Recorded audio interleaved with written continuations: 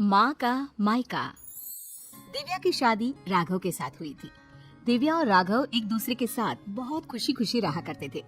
दिव्या एक मध्यम वर्गीय परिवार की लड़की थी, लेकिन दिव्या की सास अनीता जी का मायका काफी पैसे वाला था और अनीता जी अपने पैसे वाले मायके की वजह से काफी घमंड भी किया करती थी।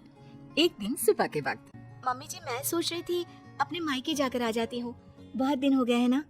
हाँ मम्मी, पूरा 1 साल हो गया है दिव्या को अपने घर गए। कुछ दिन रहेगी तो उसका मन बदल जाएगा। हाँ हाँ, क्यों नहीं बेटा, आराम से अपने मायके जाकर आओ। अरे भाई, लड़कियों को अपने मायके जाना भी चाहिए, वो भी तो तुम्हारा घर है। जरूर जाओ बेटा। ठीक है दिव्या, मैं 2 दिन बाद की टिकट करवा लेता हूँ, तुम्हें छोड़कर आ जाऊंगा। अरे तुम्हें जाने की क्या जरूरत है बेटा, बहू खुद भी तो जा सकती है ना, ट्रेन में बैठ कर ही तो जाना है। लेकिन मम्मी अच्छा थोड़ी ना लगेगा, इतने दिनों बाद दिव्या अपने घर जाएगी, वो भी अकेले। अरे ठीक है ना बेटा, तुम क्यों अपनी छुट्टी खराब कर रहे हो बिना बात के। इन छुट्टियों को कभी इमरजेंसी के लिए बचा के रखो, काम आएंगी। और बहू का क्या है, 2 दिन मायके जाकर वापस आ जाएगी। कोई बात नहीं राघव, मम्मी जी ठीक कह रही हैं, बेकार में ही मुझे लाने छोड़ने में आपकी छुट्टियां खराब हो जाएंगी। बस बहू, तुम्हारा भाई भी तो तुम्हें लेने आ सकता है। शादी के बाद तो बेटियों को लेने अक्सर उनके भाई ही आते हैं। तुम्हारी मम्मी ने नहीं बताया तुम्हें? कोई बात नहीं मम्मी जी, अभी आप ही ने तो कहा ना कि मैं अकेले जा सकती हूँ, तो मैं अकेले चली जाऊंगी। अरे बहू, कहीं ऐसा तो नहीं ना कि किराए के पैसों की वजह से तुम्हारा भाई तुम्हें लेने नहीं आ रहा। तुम्हारे मायके वाले सोच रहे होंगे कि बिना बात का खर्चा जो हो जाएगा उनका। मम्मी, अब दिव्या से ऐसे क्यों कह रही हैं? अरे तो इसमें गलत क्या कह रही हूँ भाई, पैसों की चिंता सबको होती है। नहीं नहीं मम्मी, ऐसी कोई बात नहीं है। मेरे घर वाले मेरे किराए के पैसे तो कम से कम खर्च कर ही सकते हैं। 2 दिन के बाद दिव्या अकेले ही अपने मायके चली जाती है। उसके मायके जाने के बाद, राघव बेटा, तुम्हारी शादी ना हमने गलत घर में कर दी। अब क्या हुआ माँ? दिव्या से कोई शिकायत है क्या आपको? आपने मुझे उसके घर भी नहीं जाने दिया। अरे क्या करेगा वहाँ जाकर, जब भी जाता है ढंग के तोहफे तक नहीं देते वो लोग। वो तो ये भी नहीं जानते कि दामाद की खातिरदारी कैसे करनी चाहिए। मम्मी, आजकल के जमाने में कौन इन सब बातों के बारे में सोचता है? कभी तेरे पापा से पूछना, आज भी मेरे साथ जब मायके जाते हैं ना तेरी नानी के घर, तो पूछ कितनी खातिरदारी होती है उनकी वहाँ पर। और तोहफे तो इतने देती है तेरी नानी कि घर ही भर जाता है मेरा तो। लेकिन मम्मी, वो आपके मायके की परंपरा है ना, सब जगह ऐसा हो ये जरूरी तो नहीं।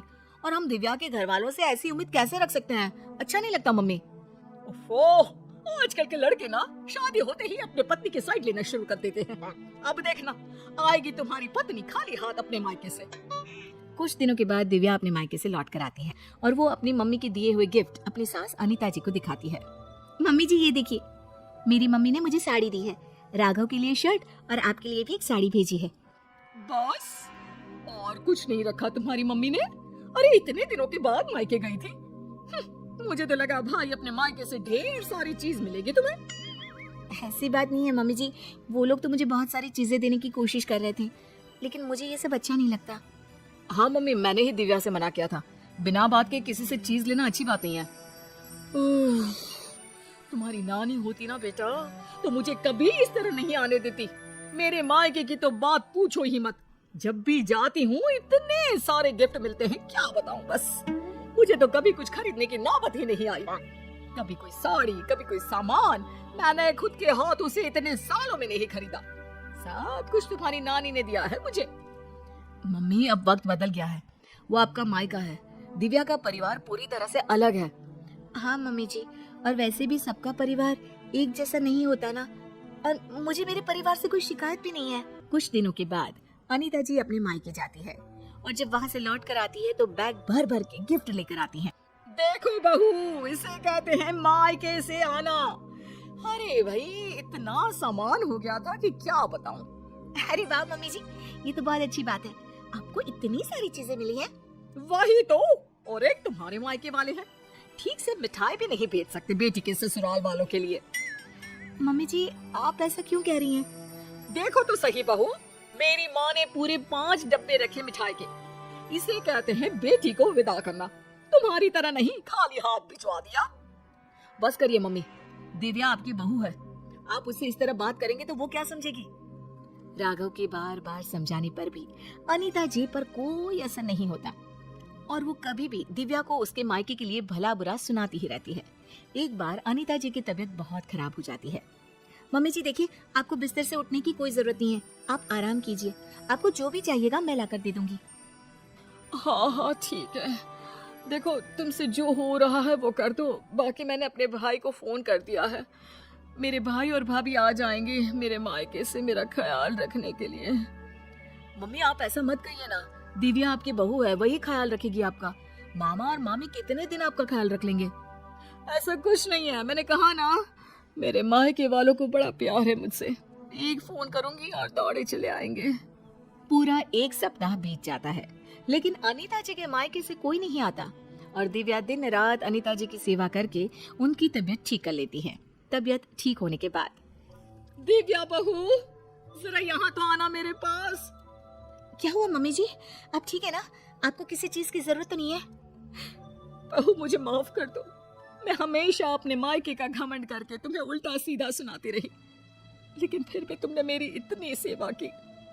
मम्मी मैं आपसे कहता था ना, अगर आप अपनी बहू से प्यार से पेश आएंगे तो वो आपका बहुत ख्याल रखेगी और वही जिंदगी भर आपके काम आने वाली है।